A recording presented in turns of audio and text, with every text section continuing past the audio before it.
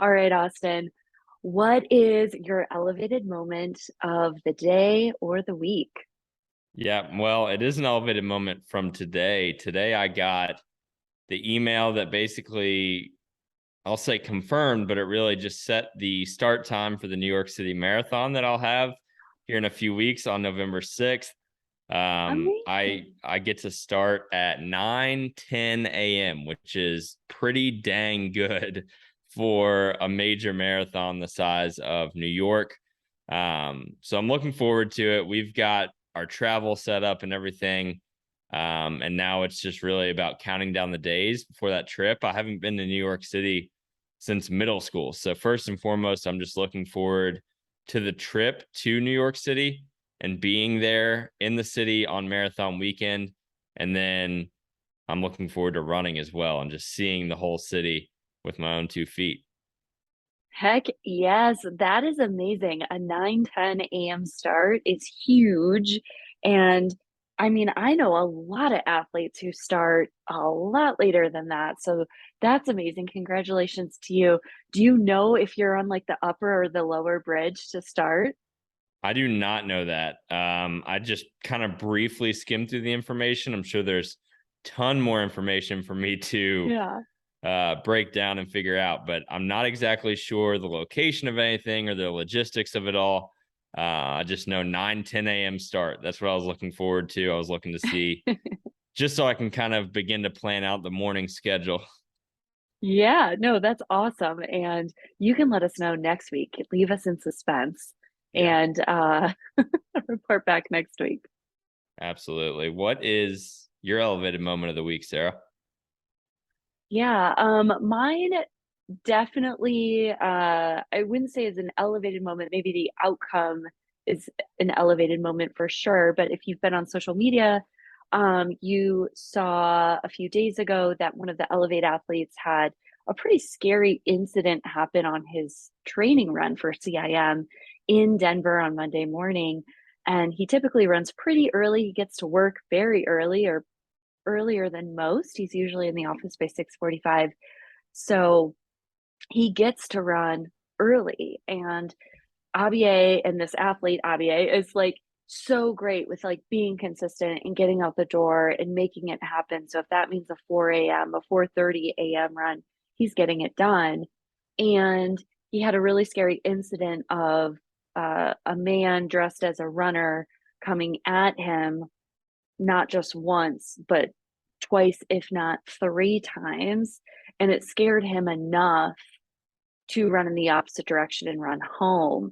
And while he was doing that, he called the Denver Police Department to one, report this guy and to help, get him off the street, especially if he's doing it with other runners. If you're familiar or maybe not familiar with Wash Park, it's a 2.5 mile dirt loop that sits in the city of Denver. And there's a really nice inner loop that's about 2 miles that's on just pavement. And that inner loop is pretty well lit from the north side of the park, but the south side the south side isn't necessarily as lit. It's pretty dark over there. He was kind of in the middle and he was on the dirt path for those that know the area.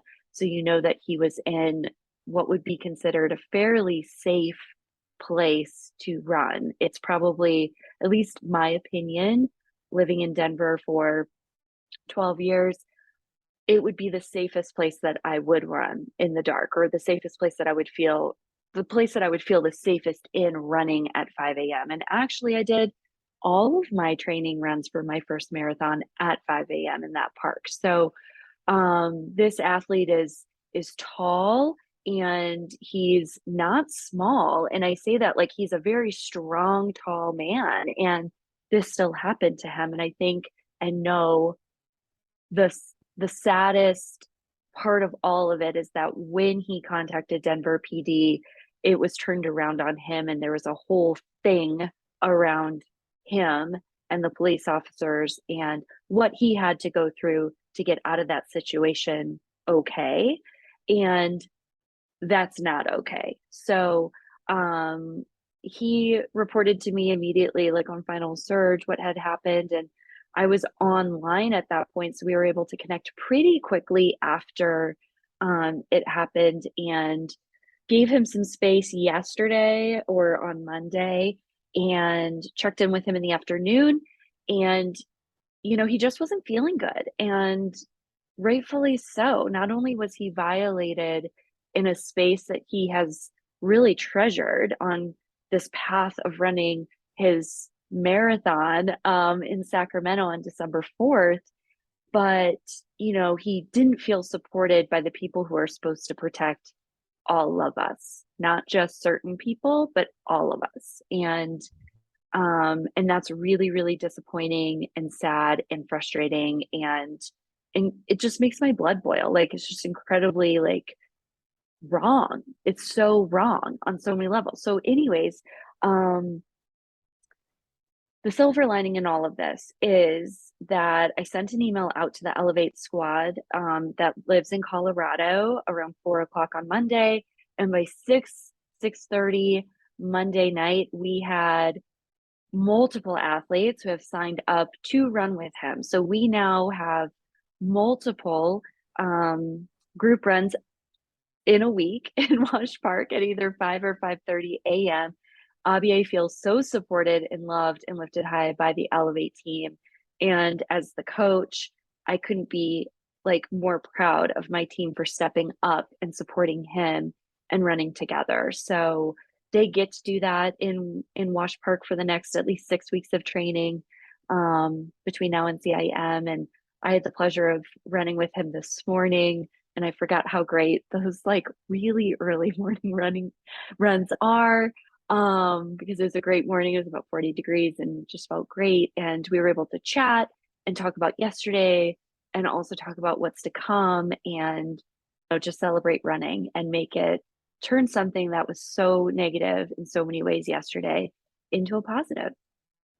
Yeah, Sarah, and kudos to you for, leading that charge of your team. And that's really a testament to the strength of the team that you've built, the team of athletes that you coach and work with. It's a scary thing, as you were talking, you mentioned just the fact that something that we value so much, like running, can be threatened in that way, to the point that we don't feel safe to go out and run every single day. And I run early in the morning, not quite that early, but it's still dark. And I do try to push back against those feelings that I don't need to be afraid of that type of threat because I'm a man. And the reality is that there are threats to us all in some way, shape, or form. And that, the world can be a dangerous place no matter how we look and how we're presented and our gender and all of these things. So for that to have happened, it's very scary. But you hope that those moments are complete outliers. And the fact that we can come together as a running community, that you saw that from your team, and that we can support people because we understand how important it is to get out there and run, even if you have to do it so early in the morning that you're getting it done before work, or even if you have to do it in the evening as we shift into a new season here in the next few weeks and the time changes. More people will be out running in the evenings when it's dark, and that can be a scary thing as well. So, if you're in that situation, finding that community is absolutely crucial. We talk about community a lot on this podcast. And for that reason and many other reasons, it's so important. So shout out to the Elevate team. You all did an awesome job. You all will continue to do an awesome job.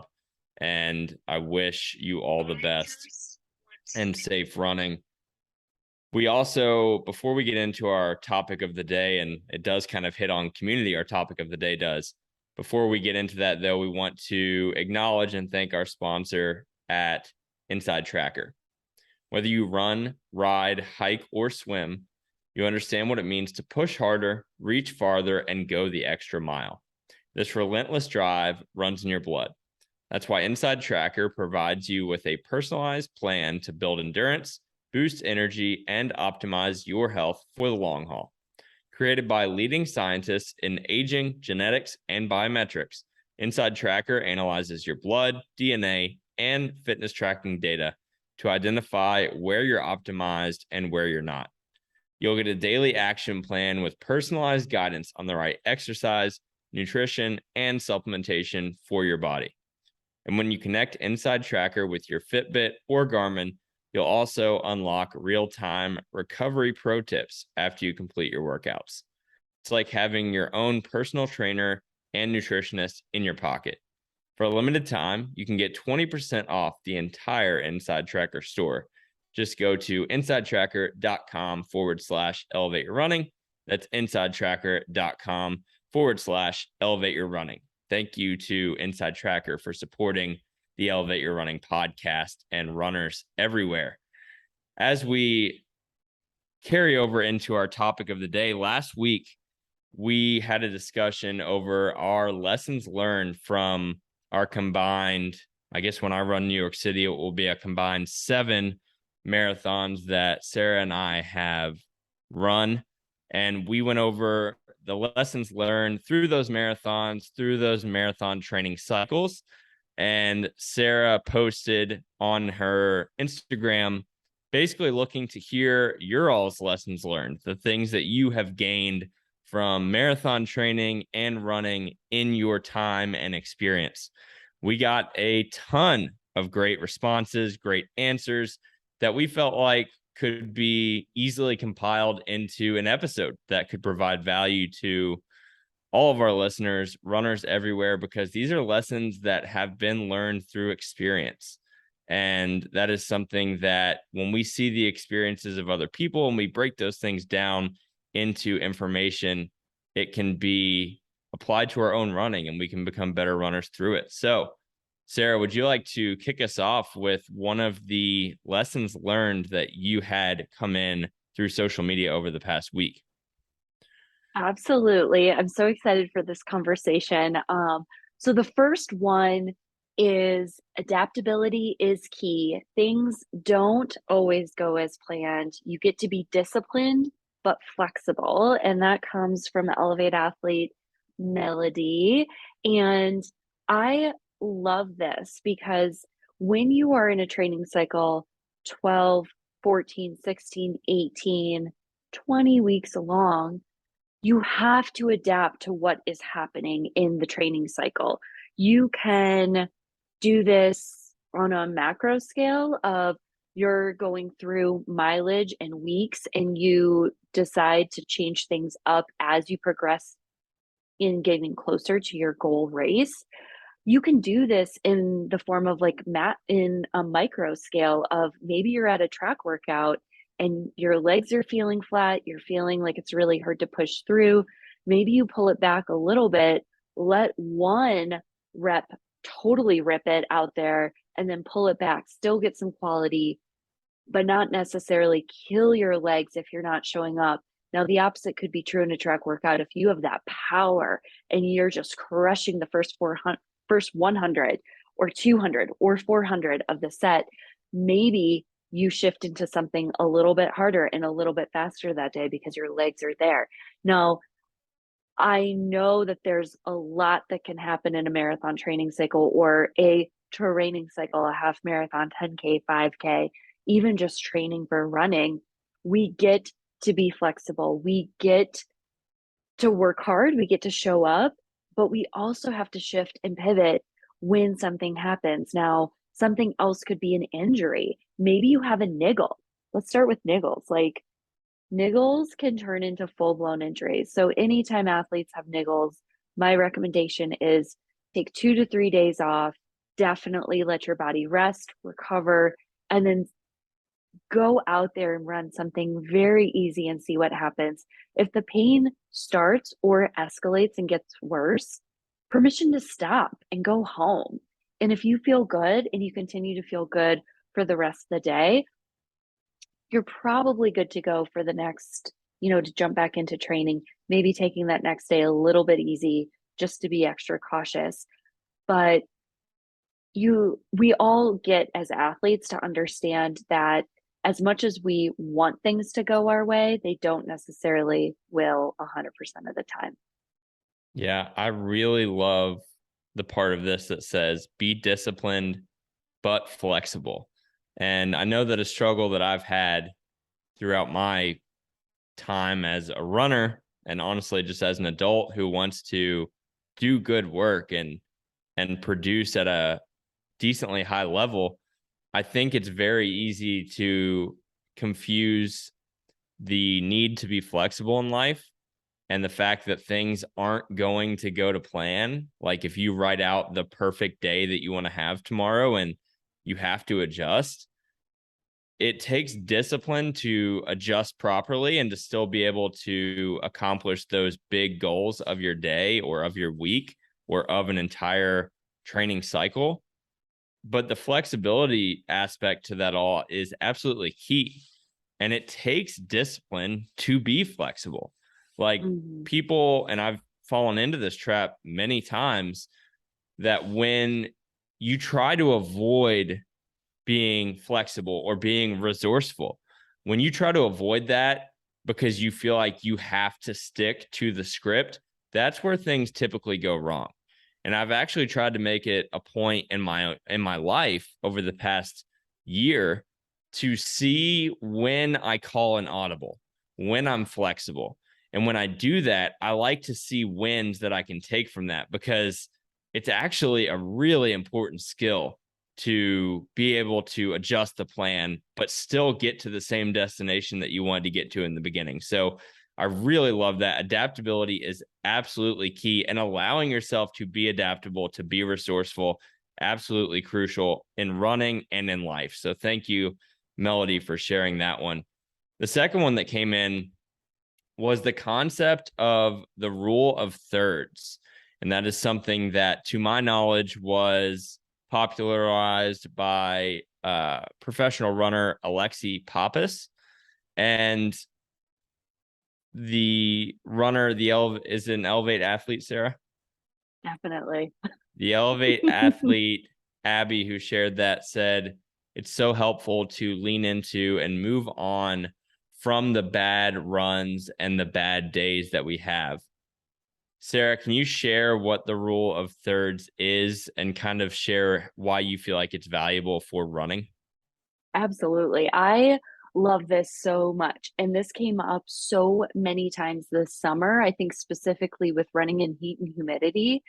So the rule of thirds is that, when you're going through a training cycle, you get to have a third of your runs not feel good, and you get to have a third of your runs feel okay, and you also get to have a third of your runs feel really great. And when you're out there and you're running 5, 6 days a week and you're logging 35, 45, 55, 65 miles in your marathon prep or your race prep, every run is not going to feel good. And that is okay. If you're doing it right, it should be kind of divided by three. And, it's feeling okay, it's not feeling great, or it's feeling really fantastic. We want training to always feel good. And if training's always feeling good, then that means you're really not pushing your limits, you're not pushing yourself. And on the flip side, if training always feels terrible, like maybe you're doing too much and it's permission to give to yourself or to give to your coach to like pull things back. And that's okay too. But this was a rule or a lesson or definitely a lesson, and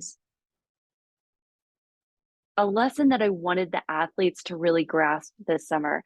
As I talked about earlier, I felt like there were a lot of, feeling really down about having a crappy run. And, that's just part of the process. And I think this is a really great way. There's a YouTube video that I shared with them. So if you YouTube it, you'll find it.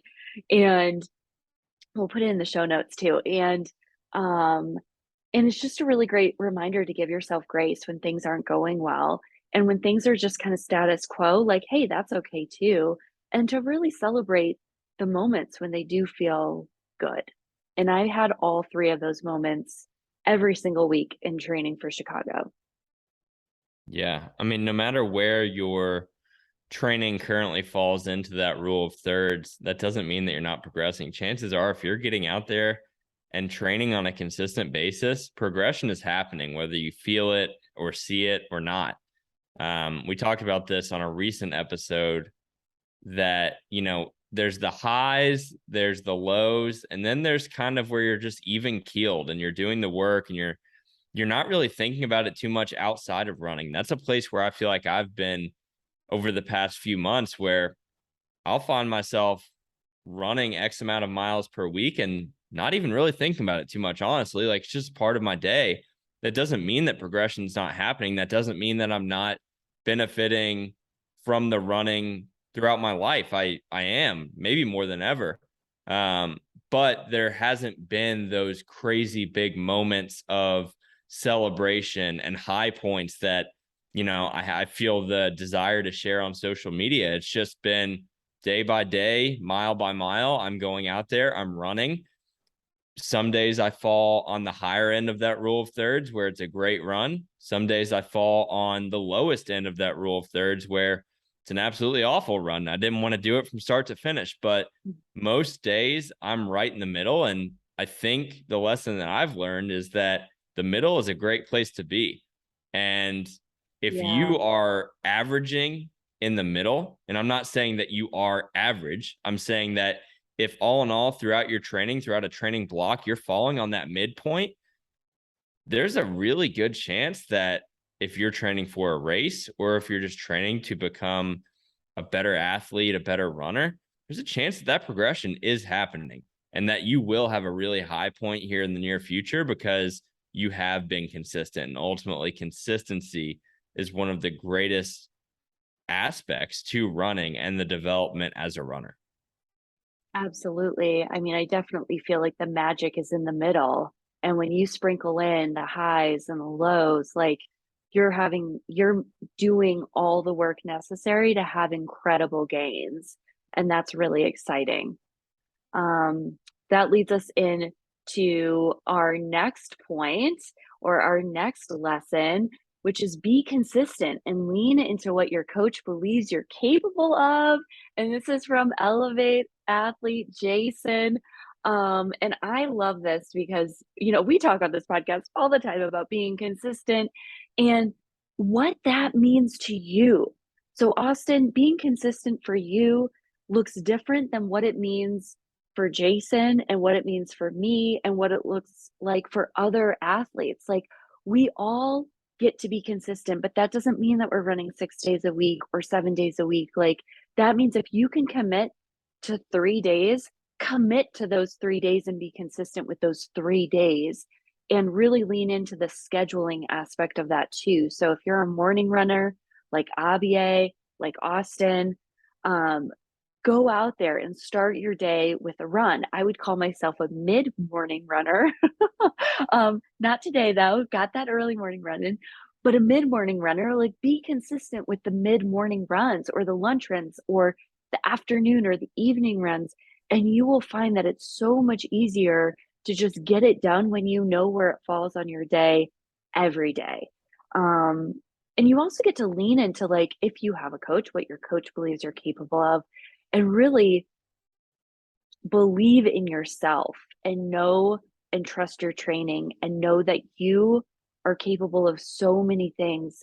And many, many times it's actually our mind that's holding us back and not our legs. Yeah, you hit the nail on the head there, and really highlighted the point that I was thinking about the entire time you were discussing that lesson. And I think my takeaway from that is to let yourself win.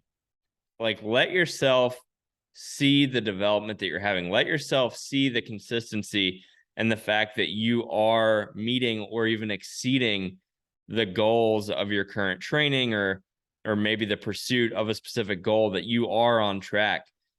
Let yourself have those wins. It's really, really easy as people who want to perform at a high level, people who really are trying to rush to a specific level of success, whatever you would define success as, for your own running or life. It's really easy to feel like we're constantly behind and that we need to catch up and that we need to do more than is on the plan or do more than we even intended to do on a daily or weekly basis because we feel like we're constantly losing. But the reality is that you are probably winning in more areas than you're able to recognize. And the part of that lesson learned that Jason shared is that believe in the strength that your coach says you have, or believe in what your coach believes that you're capable of. And I think that that's an important point to make, both for athletes who do have a coach and athletes who don't have a coach, because you can recognize that for yourself as well. You just need to be able to recognize where you're currently winning and how you can continue to stack those wins over the course of time. And when you can do that, you're in a really great position for growth. You're in a really great position to realize how strong you are. And that carries over through training and into race day. To have that confidence built is a really powerful foundation as a runner. Absolutely. Invitation for those who don't have a coach to, if you have a running journal, if you keep a digital log, whatever it is, maybe you write it down. Um, Invitation to take a look back on the last 3 months and highlight your wins and highlight your strengths and highlight those 800s or those 1Ks or those mile repeats that you crushed. Also, another really cool way is comparing the same workout. So, if you're doing, let's say you're doing a 1K workout on the track, so that's 1,000-meter repeats, and let's say you did that same workout 12 months ago, compare the times and see how you've progressed as an athlete. I think that's a sure way to build confidence within yourself without having someone give it to you and share it with you and explain to you what they see in you. Because a second set of eyes is always great. And when you don't have access to that, you can be your second set of eyes through your running journal. Yeah. Sarah, I'll tell a quick story. We've talked about this before, but I've never really told the story from this perspective. The first time that I met you was at Magnolia Road in Colorado. It's 8 to 9,000 feet of elevation, and basically it's a rolling hills. Probably doesn't do it justice. A lot of big hills, dirt path for the most part. I've only been there once, but just being able to recount it as best as I can. The point is, it's a 16-mile run, 8 miles out, 8 miles back. I knew going into it, two things. Number one, that was going to be my longest run ever. Number two, I was going to get to run with a group, which was going to push me at that point in my first marathon training cycle. And fortunately, I was able to connect with you on social media and link up with your group and the team and get to run that day. And it was something that I'll always remember as, a really big experience in my running journey. But the reason I bring that story up is because at the end of that run, I think for the most part, it actually got pretty hot out there that day. It was probably early September, maybe even late August. So it got pretty warm. It's a hard course to begin with. It's a 16-mile run, which can still be a challenge, really, no matter where you're at in your training.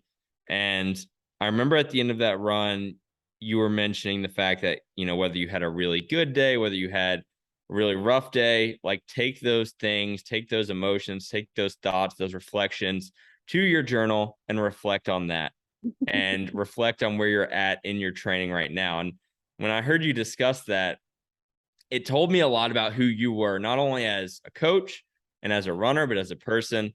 And that's something that I look back on fondly. And, I've never been the most consistent with journaling. I think that,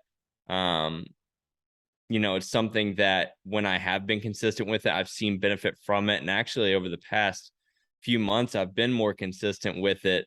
And I have noticed a benefit. And some of the things that I'll journal on, each morning is, what am I grateful for? And another thing that I'll highlight is, what is something that happened yesterday that was a really high point, was something that I look back on fondly, that I can celebrate. I think it's important that you do that in life, or even just for your running. Like, take a step back and see what you did that made it a good day yesterday, and take that into the day that you're about to have if you're journaling in the morning, or take that into the next day if you're journaling at the end of your day. And just understanding that, and I'll carry right into Jesse's point that she sent over, that this is all about a lot more than simply training or a lot more than simply running. There are lessons out there for us all. There are things that we can grow in and things that we can develop as to become a stronger runner, to become a stronger person.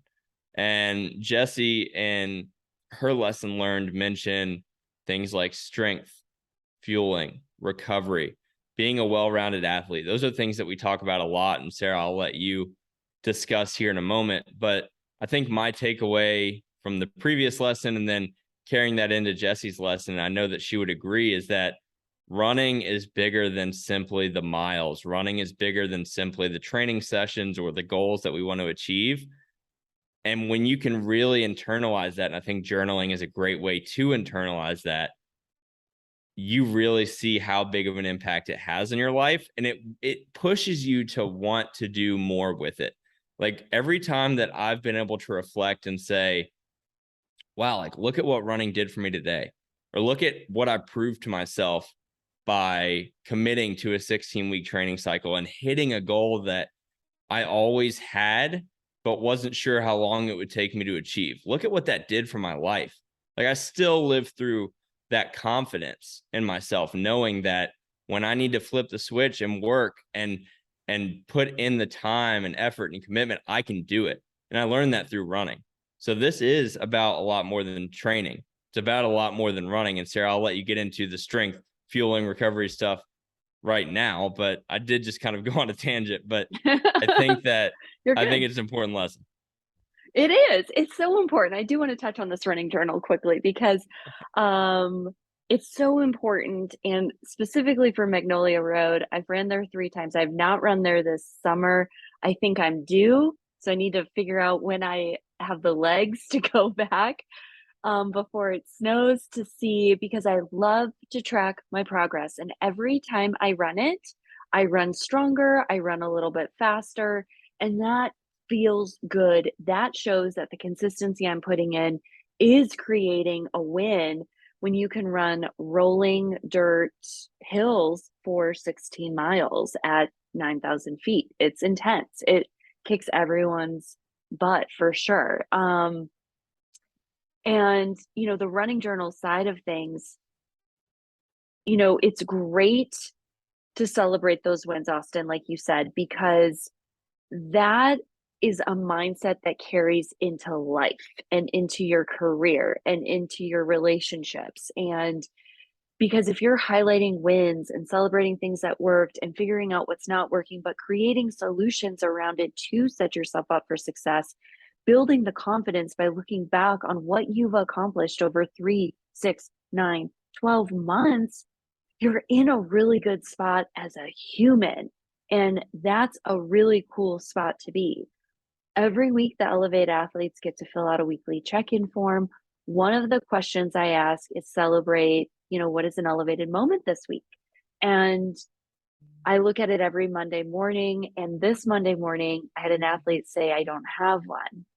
And so I challenged her and I said, of course you have one. I have 2 for you from last week. So invitation to think about what worked. And she came up with 2 things and they were great things. And they were actually different things than what I had. So in my mind, she had 4, but I think that's so strong because when you start to shift your thinking pattern to think of the good and to think of the things that are working and to think of things that you're grateful for and creating solutions around problems, you're setting yourself up to be the hero in your life, right? You're setting yourself up to win, and that's huge. Now, there is so much more. Getting back to Jesse's point, big shout out to Elevate athlete Jessie, who was my scratch bottle girl at Chicago. She was amazing, literally running all over the place to support me. So she's the best. There's so much more to training than just running. And when athletes suggest that they don't have time to get into strength training or the resistance band work or even food prep and getting their nutrition dialed and setting themselves up for success on long runs, I say, okay, then we're pulling back on some of your running to give you the time to get this all in because this is all important. you can go through a training cycle just running and not focusing on anything else. We'll see how that translates on race day. Will you be able to run? Absolutely. But will you have your nutrition dialed in? Will you have your hydration dialed in? Your mental strength is so important. The recovery in a training cycle is really important. We've talked about this, in numerous podcast episodes. Like, you get to focus in on all of those 1% needle movers to set yourself up to not just be a runner, but to be an athlete. That's what we're striving for. So you can jump in and do anything that you want on any given day. You're ready to go. Maybe not jump into a marathon if you're in, like, week 5 of a 16-week training cycle, but you catch my drift. Like, you get to show up and do the single leg exercises. You get to do the mobility work. You get to do the fueling and make sure that you're setting yourself up not only on training runs, but also like the night before a long run, after your runs. And you also get to recover hard. Elevate athletes get a note in Final Surge that they recover hard after their long runs or after a workout, or if I know an athlete's having a hard time recovering, and I know that through the weekly check-in form, like, and I list out ways that you can recover hard. Sleep, number one recovery tool. You can stretch, you can take an Epsom salt bath, use compression boots or compression socks. Really do some mobility work if you have, even if you, after a long run, want to go for just a short walk, you can do that. I think sometimes that can really help kind of loosen things up too, and really take time to fuel your body well with nutrition. Um, those are all great ways to be the best, most well-rounded athlete that you can be. Yeah, it's really interesting, the separation between macro and micro. Like these big things that we see. Typically, the big things that we see are result oriented. And it's like things that were actually the culmination of what we deem to be those smaller pieces to the puzzle, the micro. And you just can't talk about the results or the faster mile splits or the PR without talking about the micro pieces to your training. So are they really micro? Are they really small? Or are they actually just huge pieces to the puzzle that when we actually put them all together, that's where we find the results? It's like the not so secret. It's not a secret. Yeah. We know that we should be doing it. We know that we would be probably stronger for it, but are we going to take the steps necessary to develop, or are we going to leave a little bit of possibility out there?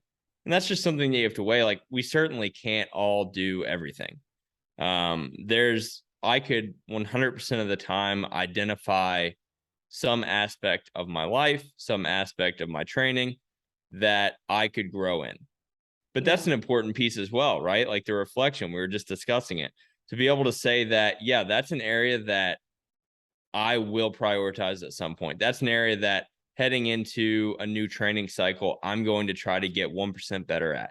That's a really important piece to the puzzle. So that lesson of it being about more than running, it absolutely is. And when you can take a step back on a consistent basis and say, it's about a lot more than running. So how can I develop outside of simply running?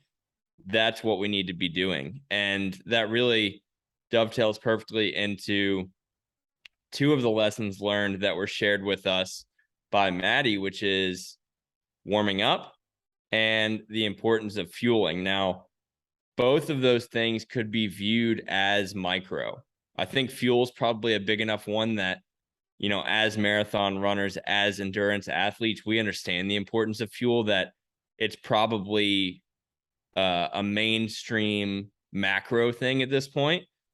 But in reality, it can be overlooked. And for a lot of newer runners, if you haven't run a marathon or haven't run, multiple marathons, I'm about to run my third. I would still consider myself to be a newer runner. And the importance of fuel is something that I constantly come back to. I haven't been completely locked in, or I haven't had the desire to train for a PR for this marathon. So actually, I haven't really been fueling on my runs at all, because honestly, my long runs haven't been there at all. Like, it's just something that I haven't set for myself. It's something that I haven't weighed as a big enough priority to commit to. And I'll tell you what, when I run more than 10 miles without fuel, I feel it. And I do notice that. I recognize that when I get to mile 12 and I feel really tired and worn down, I recognize the fact that if I had fuel, or if I feel better before my run, or at mile 6, I would feel better than I do right now. So it's taking that micro, the small piece to the puzzle that is fueling, and understanding that when you actually implement that, you're going to feel so much better. You're going to perform better. And ultimately, that's the macro that you're looking for, right? Like, you're looking for the result. And when you get it out of those small pieces to the puzzle, it makes you want to prioritize them more. Absolutely. When you get those little bits and pieces of that confidence and that feeling of, that strong feeling that you can get with the right fueling when you're running, and recovering well with nutrition, it can be a needle mover. I think with every training cycle, or I know with every training cycle, I am constantly working on it and trying to dial it in. And, I love our balance, Austin. You're not feeling right now. And, I'm probably feeling more than I ever have before. And the Chicago Marathon was such a great day, and for so many different reasons, but my nutrition was dialed that day. And my pre-race breakfast was around 600 calories. So it's probably the most I've ever done or eaten or consumed before a race. And then inside of the race, I consumed 1,100 calories between gels and liquid. And I felt great. Like, that is the benchmark moving forward. So, invitation to athletes to really lean into the gels. There's so many times I hear athletes talk about taking 2 Cliff Blocks. Okay, so I'm pretty sure there's like 6 Cliff Blocks in a package, right? And they take Something like that. 2, or they take 1 every 30, 45 minutes. And I'm like, no, you should be taking 6. So, like, invitation to really lean into it, and don't, also invitation to slowly ease into it. We have to train our stomachs to do this. And I'm really proud of how I was able to handle all of the calories, all the Spring Energy calories at Chicago, and Scratch Labs, electrolyte mix, like, or just the things that I did to get myself there. Um, and so I'm going to be continuing that in future training cycles. So if you're not there, align with someone who knows what you need to do, to help you get there, or just test out things and see what works and what doesn't work for you.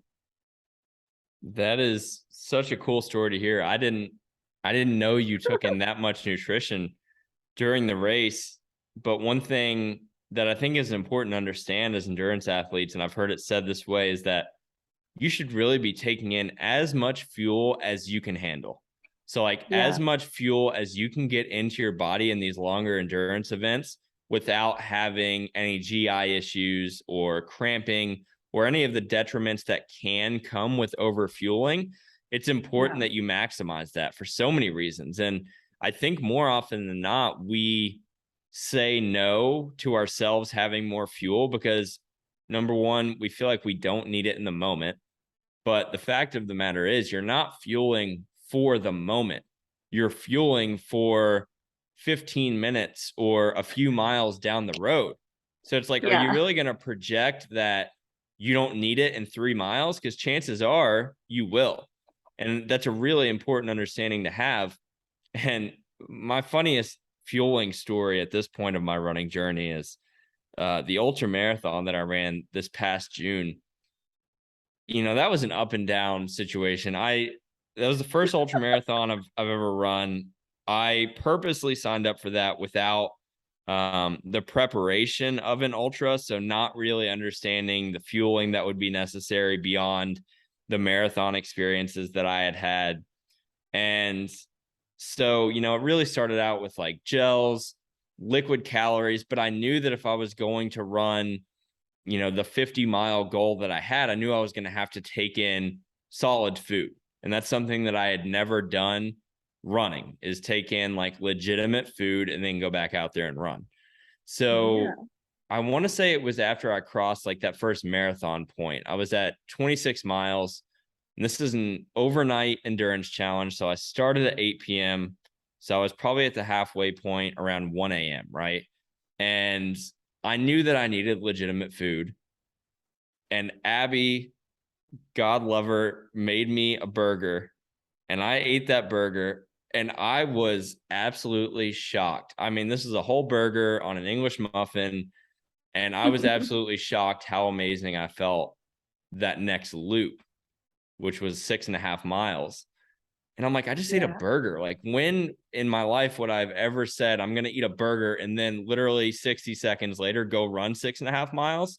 Like, if you told me that I was going to do that, I would assume I would feel awful. But the fact of the matter is, your body needs fuel. Your body needs food. Yeah. Your body needs nutrition to sustain the effort that you're putting out. And just accepting that and almost embracing it. Like the next ultra that I run, you better believe I'm looking for a burger or something else that my body would be craving. Because in that moment, my body actually was craving that sort of food.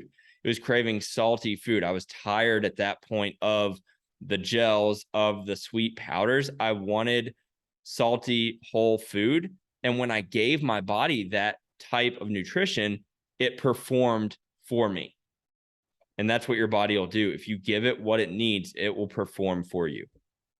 Yeah, I love that story, and I think it's a huge, huge, piece to training, and once you crack the code on what your body needs and wants during training, and every training cycle looks a little bit different because you're running different mileage and different type of intensity, it is really fun to see what you're capable of doing, with the right fueling.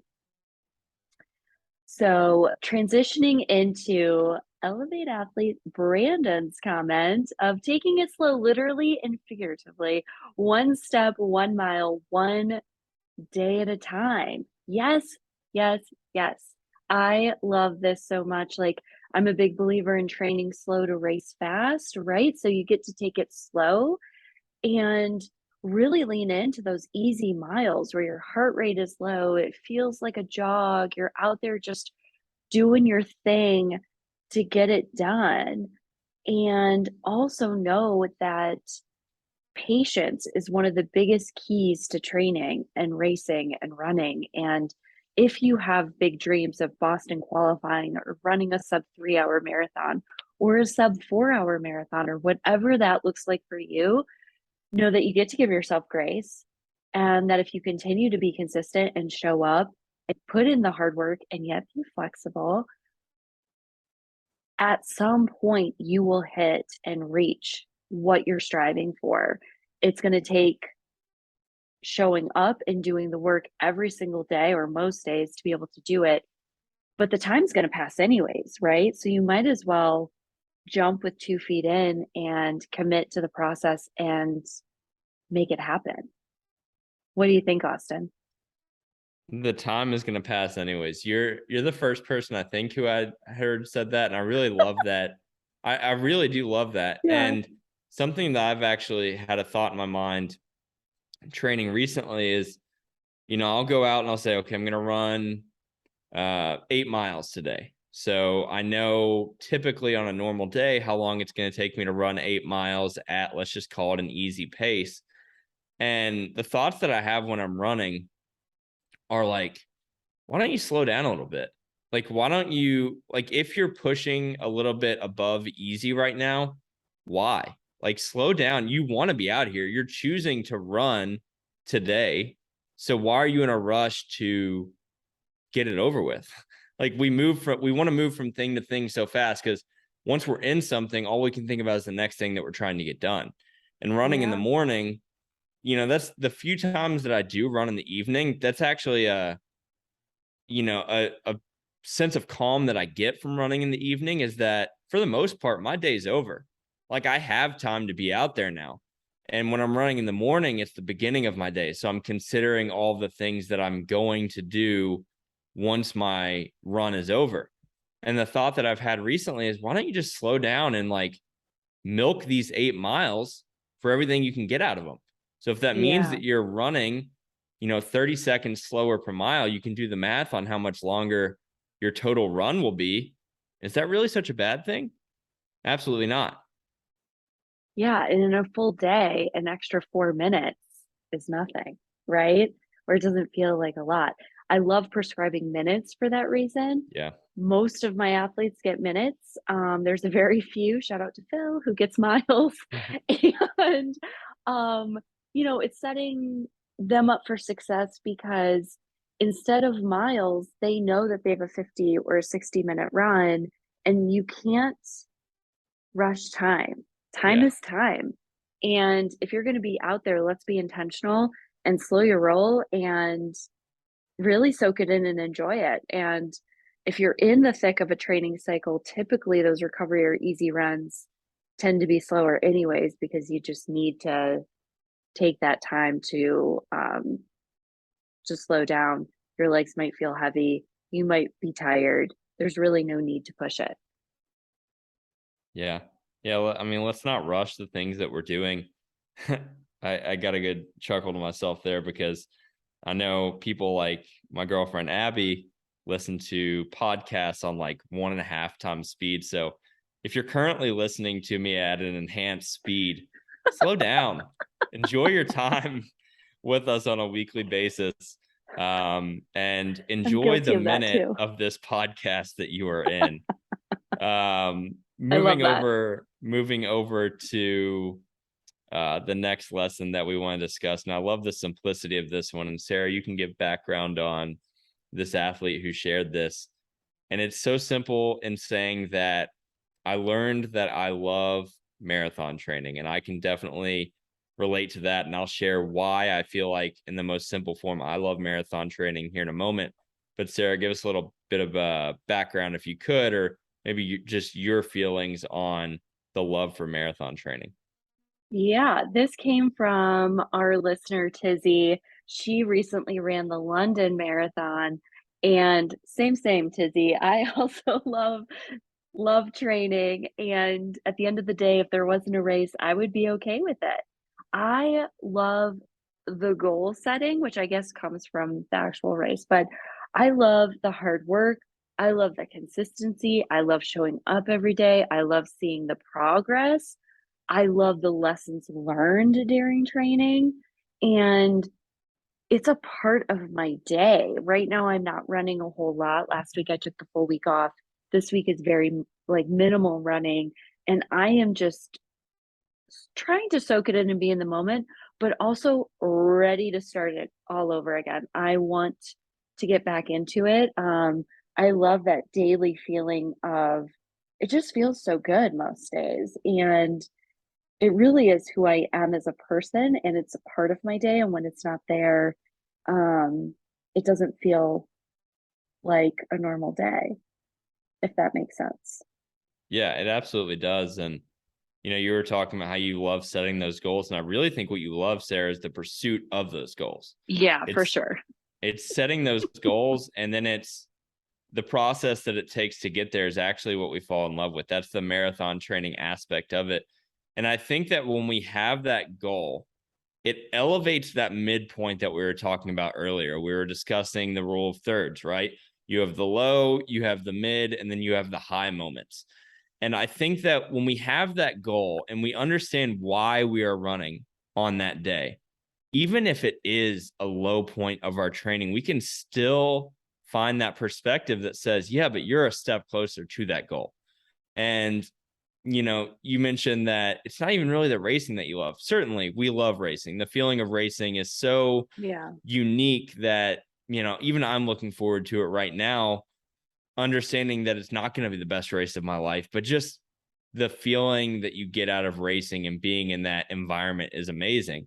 But the first two marathons that I've run, specifically the first more than anything, I remember heading into taper and being like, I don't want to taper. Like I would sacrifice the race for not having to taper, meaning that can I just like Yeah. continue training and act like there's a goal ahead of me?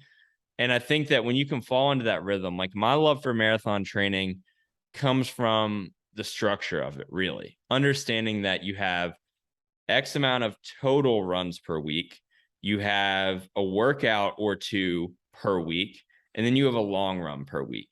And just knowing that you can fall into that rhythm and you're still putting out the daily effort and it's still work.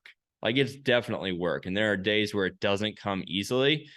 But what I've found with marathon training is that it is a flow unlike I've been able to find in any other pursuit towards a goal. Like I fall into a rhythm with it. I run at the same time every day. I feel like I'm taking steps actionably towards that goal that I'm passionate about. And because of that, I'm not only in a rhythm with my running, but I'm in a rhythm with my life as well. Yeah, that's so strong and powerful, and I definitely agree. It's probably the routine and the pursuit of that goal. I'm also aligned with you in terms of tapering, although I taper quite well. I don't necessarily like it. I will do whatever my coach tells me to do, and I still want to run all the miles. So, I think that's a fun place to be though when you're asking the athlete to pull back because they still want to run. That's, in my mind, that's a healthy place to be. Um, so thanks, Tizzy, for that. We love that. Our last lesson comes from a listener and soon to be Elevate athlete, Kaylee. I think she's going to be joining our in person team in Denver this winter, which is going to be great. She says, continue for yourself, run your own race. I could go on. Run your own race. How many times do we get caught up on what other people are doing, what people are, posting on social media and always wanting to be that athlete? I know I fall into that trap all the time. You get to be your own athlete. You get to meet yourself where you're at right now. And you also get to run your own race in training, which means don't overtrain or undertrain. Like, well, you can undertrain, but like you get to meet yourself where you're at for training, and you also get, to run your own race on race day. Yeah. And, I've found that when I've tried to replicate to a T what someone else is doing, I actually am the most dissatisfied with myself. And that's Mm-hmm. really been a point that I've had recently on my mind is that am I showing up authentically to who I am? Am I showing up in a way that best meets what I need in this moment to develop today? And when you try to look at like a blanket perspective of, well, this is what development looks like. It's not a math equation. Like it's not 2 + 2 = 4. It's never that. It looks like that, but in reality, there's decisions underneath that blanket that are being made that are the real reason for growth and development. And the majority of the time, those decisions are made based off of the necessity of individualization and making the process unique to the athlete. Absolutely. Comparison is the thief of joy, right? Like comparing yourself and trying to replicate what other people are doing is only, like you said, Austin, going to, I think, make you feel inadequate or uncomfortable or not be the right solution for you. So thank you, Kaylee, for that. And that wraps our episode. Thanks everyone for listening. We'll be back at it next week. Austin, where can our audience find you on social media? You can find me on Instagram at Austin Myers 12. Great. And you can find me on Instagram and Twitter at Sarah Runs Happy.